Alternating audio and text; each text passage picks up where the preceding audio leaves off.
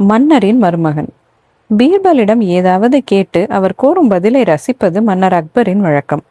ஒரு நாள் மன்னர் அக்பர், உறவினர்களில் நன்றி இல்லாதவர்கள் யார், நன்றியுடையவர் யார் என்று எனக்கு காட்ட முடியுமா என்று கேட்டார் பீர்பலிடம். சரி என்று கூறிய பீர்பல் மறுநாளே சபைக்கு வரும்போது அக்பரின் மருமகனோடும் ஒரு நாயோடும் வந்தார். நாயை சபைக்கு கொண்டு வந்ததை பார்த்த மற்ற அமைச்சர்கள் அருவருப்படைந்தார்கள். ஆனால் பீர்பல் அக்பரிடம், அரசே, நேற்று நீங்கள் கேட்ட கேள்விக்கு இதோ பதிலை அழைத்து கொண்டு வந்திருக்கிறேன் என்றார். அக்பரும் எங்கே என்று கேட்டார். பீர்பல் அக்பரின் மருமகனை காட்டி, இதோ பாருங்கள், உங்கள் ஆசை மருமகனை, உங்கள் அன்பு மகளை திருமணம் செய்வித்து ஏதுமற்ற இவருக்கு பொன்னும் பொருளும் கொடுத்தீர்கள். அரசரின் மருமகன் என்பதால் நாடே இவருக்கு தலைவணங்குவதும் அமைச்சர்களும் அதிகாரிகளும் இவரது உத்தரவை தட்டாமல் ஏற்று நடப்பதும் உங்களால் தான். ஆனால் இவரோ அவற்றையெல்லாம் மறந்து உங்களையே குறை பேசி திரிகிறார்.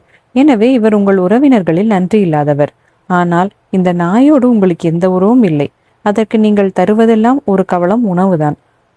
ஆனால் அது உங்கள் அரண்மனையை காவல் காக்கிறது. உங்களை பார்த்த போதெல்லாம் நன்றியுடன் வாளையும் ஆட்டுகிறது. ஆகவே உறவு இல்லாவிடினும் நன்றி மிக்கது அதுவே என்று கூறினார் பீர்பல். அதை கேட்ட அக்பருக்கு என்ன சொல்வதென்றே தெரியவில்லை. தனது மருமகனையும் நாயையும் மாறி மாறி பார்த்தார். கதை பிடிச்சிருந்ததா? தொடர்ந்து கதைகள் கேட்டுட்டே இருங்க. ஆராகாஸ்ட் இப்போ Podbean, Spotify, YouTube and Amazon மியூசிக்ல.